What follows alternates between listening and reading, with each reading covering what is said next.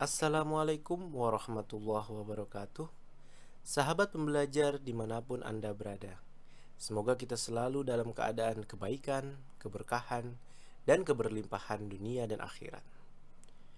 Hari ini kita akan melanjutkan sesi pembelajaran kita mengenai ilmu fikih yang diambil dari kitab Fikih wa Adillatuhu. Sebelum kita memulai pembacaan kitab tersebut, marilah kita membaca suratul Fatihah. Semoga dengan berkah suratul Fatihah ini Allah berikan kemudahan dalam penyerapan ilmu di sanubari kita dan menjadikannya ilmu yang bermanfaat bagi kita semua. Al-Fatihah.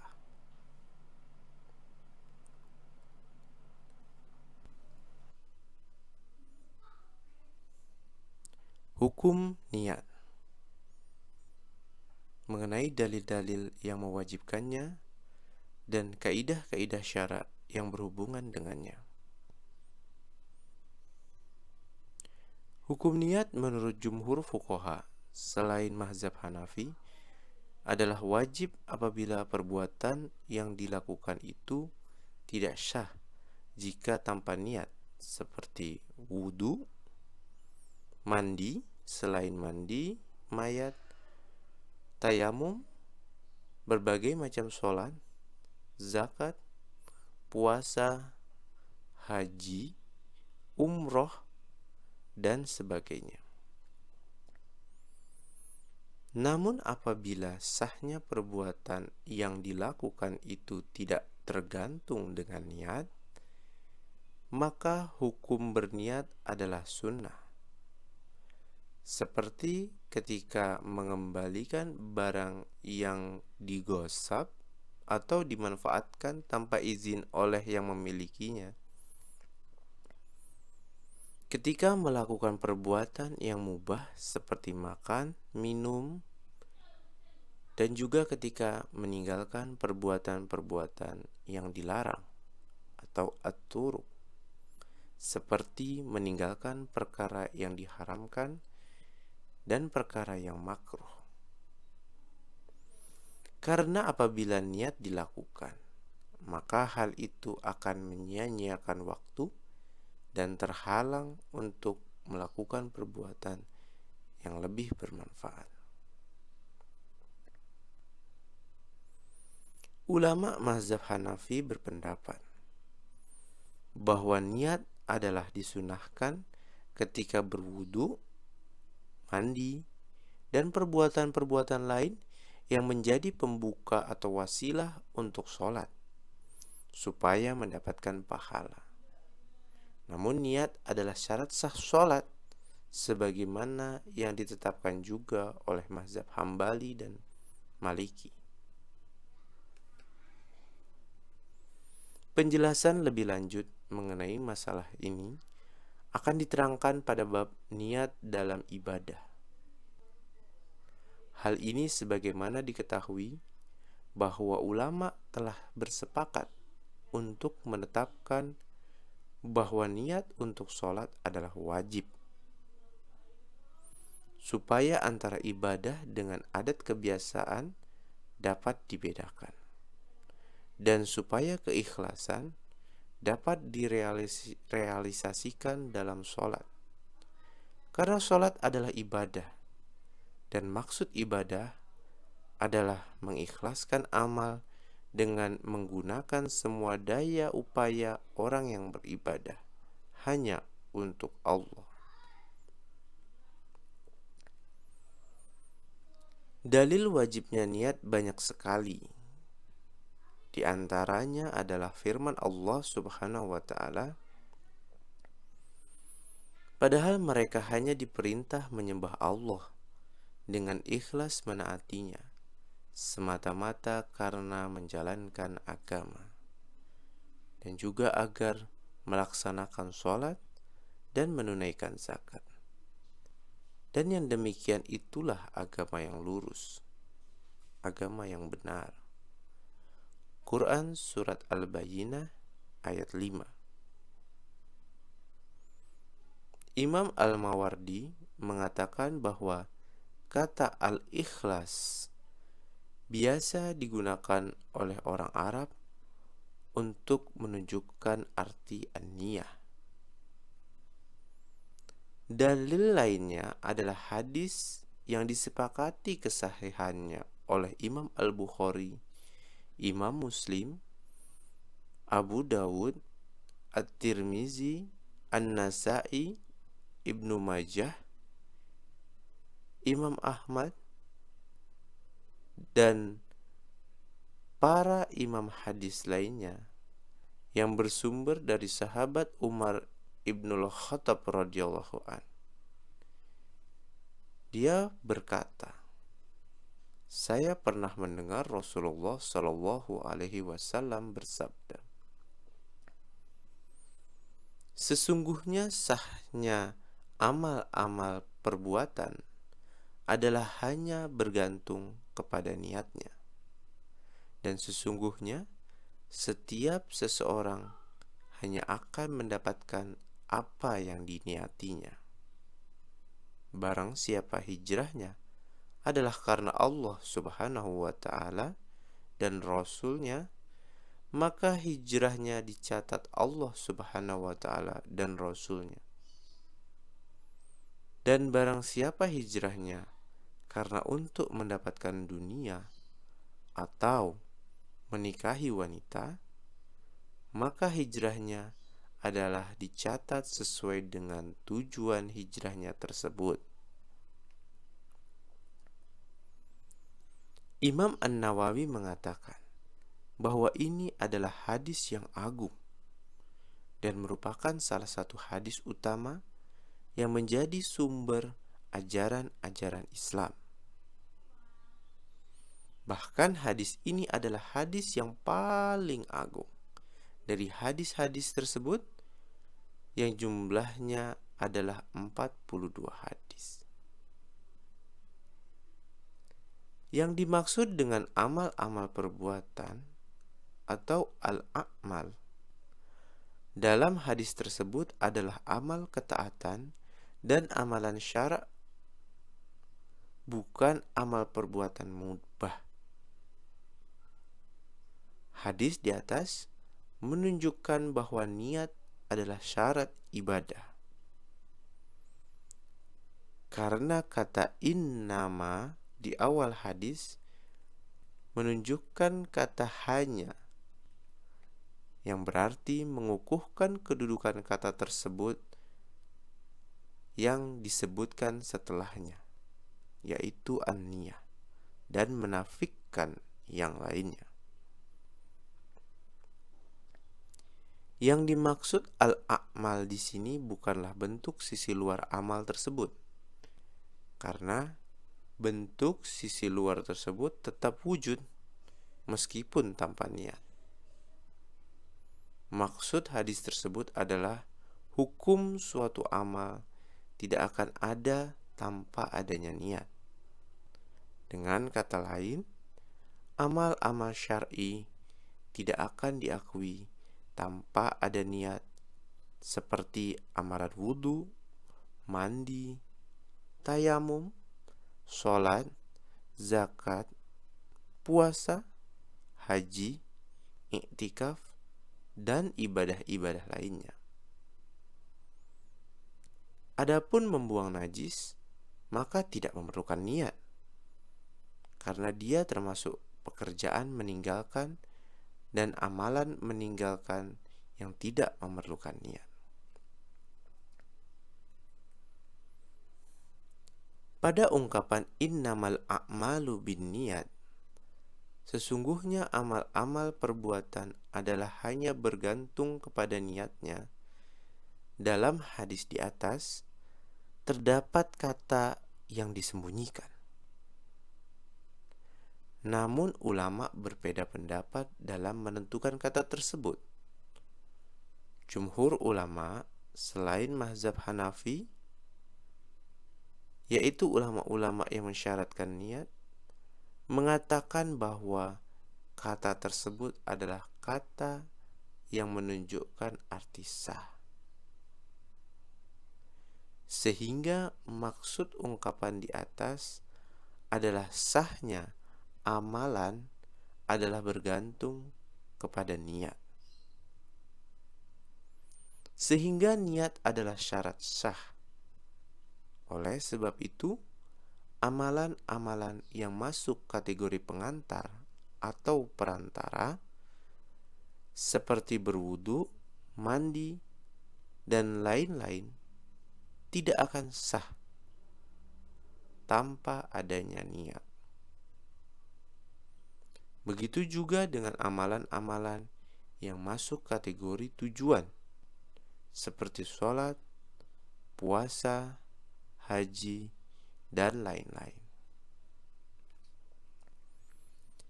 Sementara itu, ulama mazhab Hanafi yang tidak mensyaratkan niat dalam amalan-amalan kategori wasilah mengatakan bahwa kata yang disembunyikan tersebut adalah kata yang menunjukkan arti sempurna, sehingga arti ungkapan di atas adalah sempurnanya amalan adalah bergantung kepada niat, sehingga niat adalah syarat bagi sempurnanya amalan supaya mendapatkan pahala. Ungkapan innama likulli imri'in manawa, dan sesungguhnya setiap seseorang hanya akan mendapatkan apa yang diniatinya, menunjukkan dua perkara. Pertama, Imam Al-Khattabi mengatakan bahwa ungkapan ini memberikan makna yang berbeda dari ungkapan yang pertama, yaitu innamal a'malu binniyat, yaitu makna keharusan menentukan suatu bentuk amalan tertentu ketika berniat. Imam An-Nawawi mengatakan bahwa menentukan suatu bentuk ibadah tertentu ketika berniat merupakan syarat bagi sahnya ibadah tersebut. Kalau seseorang melakukan sholat qada, maka dia tidak cukup berniat melakukan sholat yang terlewat, melainkan dia harus menentukan apakah sholat tersebut zuhur, asar, atau yang lainnya.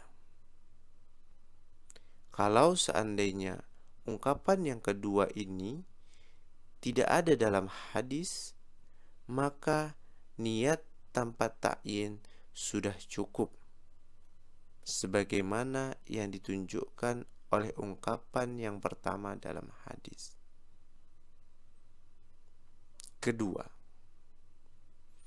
ungkapan ini juga menunjukkan bahwa penggantian dalam masalah ibadah dan mewakilkan dalam masalah niat adalah tidak boleh.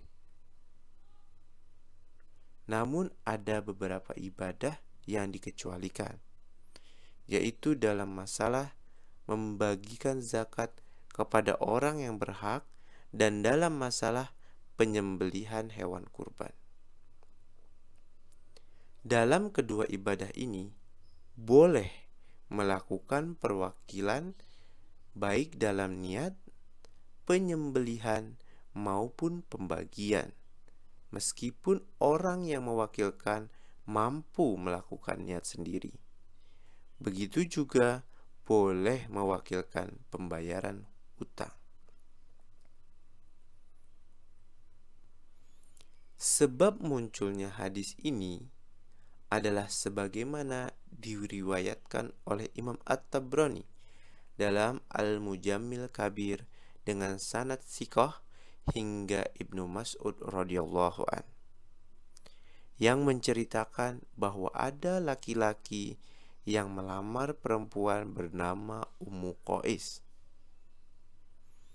Namun perempuan tersebut tidak mau menikah dengan laki itu, kecuali kalau lelaki itu mau berhijrah.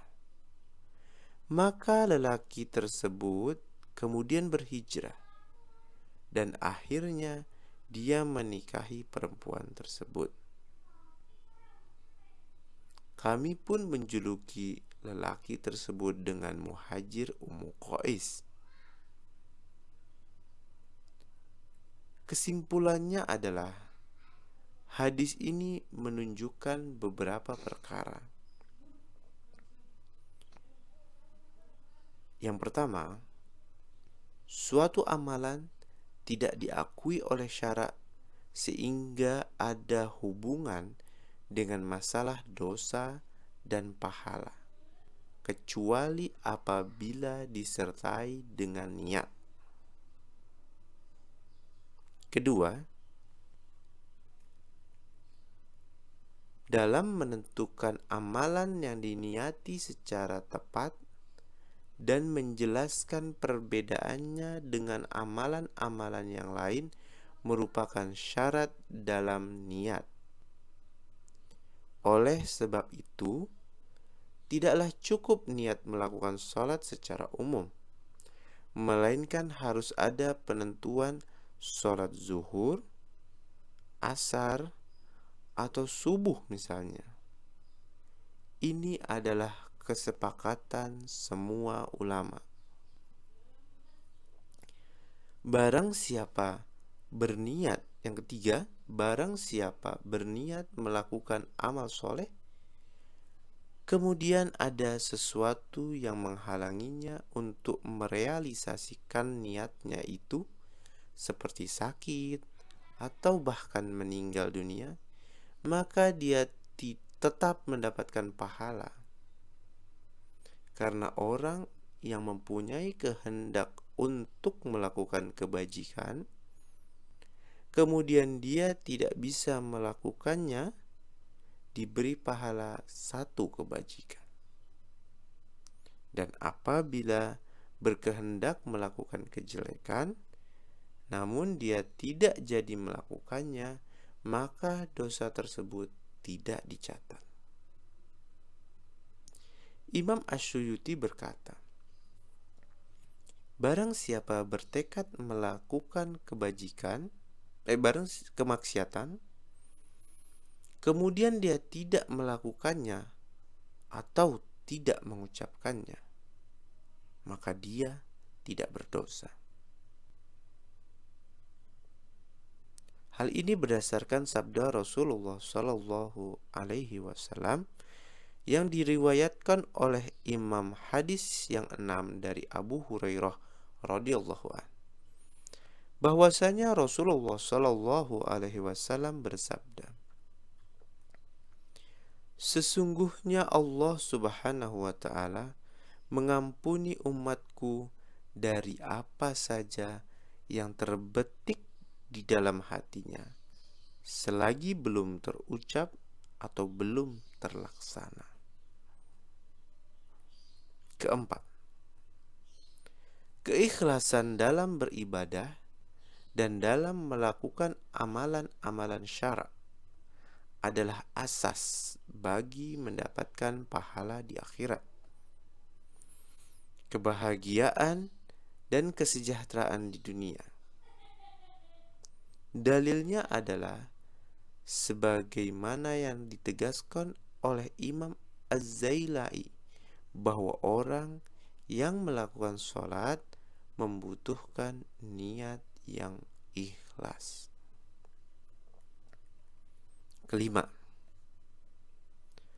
semua amal yang bermanfaat atau pekerjaan yang mubah atau meninggalkan sesuatu yang dilarang, apabila disertai dengan niat yang baik dan dimaksudkan untuk melaksanakan perintah Allah, dianggap ibadah dan akan mendapatkan pahala dari Allah Subhanahu wa Ta'ala.